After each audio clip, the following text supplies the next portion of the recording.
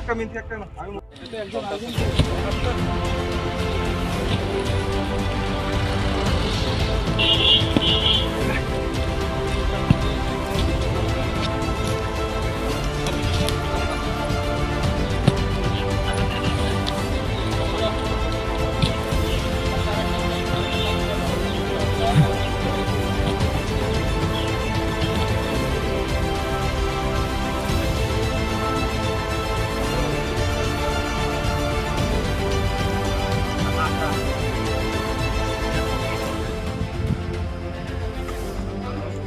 এবং এই অভিযানে কে কে নেতৃত্বে আছে?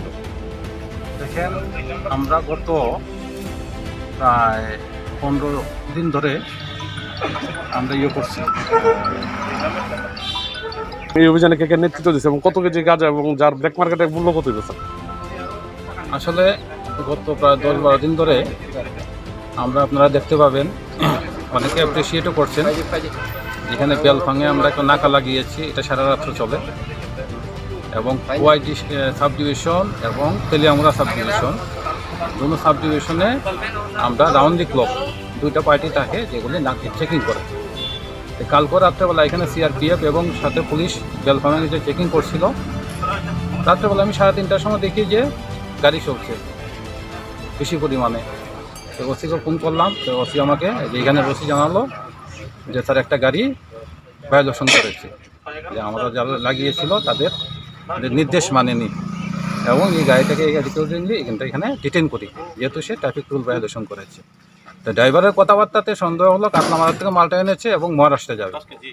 এই সন্দেহ বসেছে, আমরা এটাকে চেকিং করেছি যেহেতু ট্রাফিক রুল ভায়োলেশন করেছে, এবং চেকিংয়ের দরুন পাওয়া গেছে। স্যার এই গাড়িতে চেকিং করেছে স্যার, কি পরিমাণ গাঁজা পাওয়া গেছে এবং অনেক পাওয়া গেছে। আনুমানিক একটা কিরকম হইবে এবং তার মানে মার্কেট ব্ল্যাক মার্কেটের মূল্য কত স্যার? 1730 কেজি পাওয়া গেছে।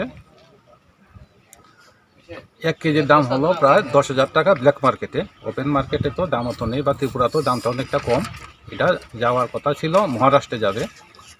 তো 10 কেজি 10,000 টাকা 1 কেজির দাম, সেই হিসেবে একটু ক্যালকুলেশন করে অনেক হয়ে যাবে। আচ্ছা, ঠিক আছে, থ্যাংক ইউ।